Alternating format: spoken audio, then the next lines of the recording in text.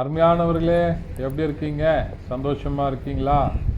நிச்சயமாகவே நீங்கள் சந்தோஷமாக, மகிழ்ச்சியாக, ஆசீர்வாதமாக இருக்க வேண்டும் என்று சொல்லி ஆண்டவருக்குள்ளே உங்களை வாழ்த்துகின்றேன். ஆண்டவர் உங்களை ஆசீர்வதித்து வழிநடத்த உண்மையுள்ளவராய் இருக்கிறார்.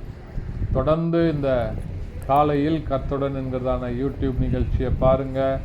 தினமும் ஒரு 3-4 நிமிடங்கள் மாத்திரம்தான் வருகிறது. இதை நீங்கள் பார்ப்பது மாத்திரமல்லாமல் மற்றவர்களுக்கும் ஷேர் பண்ணுங்கள்.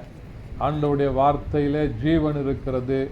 அது அநேகருக்கு ஆசீர்வாதமாக இருக்க வேண்டும் என்று சொல்லி விசுவாசிக்கின்றேன். கர்த்தர் உங்களை ஆசீர்வதிப்பார். இந்த நாளின் செய்திக்கு ஆதாரமாக ஏசாயா தீர்க்க தரிசன புத்தகம் 60ஆம் அதிகாரம் அதனுடைய 20வது வசனம் இப்படியாய் சொல்லுகிறது. உன் சூரியன் இனி அஸ்தமிப்பதில்லை, உன் சந்திரன் இனி மறைவதும் இல்லை. கர்த்தரே உனக்கு நித்திய வெளிச்சமாய் இருப்பார். உன் துக்க நாட்கள் முடிந்தது. எவ்வளோ ஒரு அருமையான வசனம் பார்த்தீங்களா? ஹல்லேலூயா.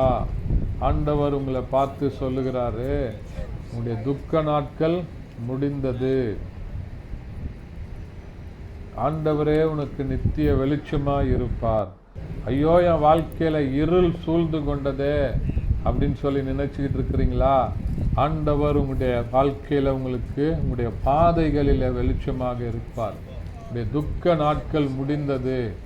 ஏதோ ஒரு வேதனை, ஏதோ ஒரு பெரிய துக்கம், ஏதோ ஒரு இழப்பு, ஐயோ என்னுடைய வாழ்க்கையில இவ்வளோ பெரிய காரியங்கள், இவ்வளோ பெரிய இழப்பு வந்துச்சேன்னு சொல்லி நினைச்சிட்டு இருக்கிறீங்களா?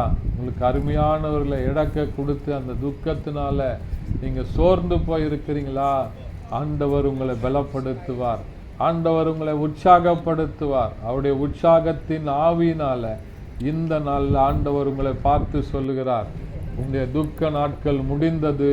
நீங்க எந்திரிச்சு உற்சாகமாக தேவ பலத்தோடு கூட ஆண்டவர் தருகிற அந்த பலத்தினால உங்களுடைய துக்கத்தை மேற்கொள்வதற்கு ஆண்டவர் உங்களை பலப்படுத்துவாராக. இந்த துக்க நாட்கள் முடிஞ்சிடுச்சு. ஏதோ நடந்து போன காரியத்தை நினைச்சு கவலைப்பட்டுக்கிட்டு இருக்கிறீங்களா?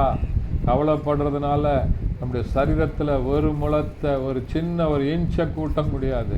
கவலையெல்லாம் ஆண்டவருடைய சமூகத்தில் நீங்கள் கொண்டு வந்து வைத்து ஆண்டவர் தருகிற ஆறுதலை, ஆண்டவர் தருகிற சமாதானத்தை இந்த நாளில் பெற்றுக்கொள்ளுங்க. ஆண்டவர் உங்களை பார்த்து சொல்லுகிறார், நானே உனக்கு வெளிச்சம், நானே உனக்கு பாதைக்கு வெளிச்சமாக இருக்கிறேன் என்று சொல்லி இந்த வார்த்தைகளை விசுவாசிங்க.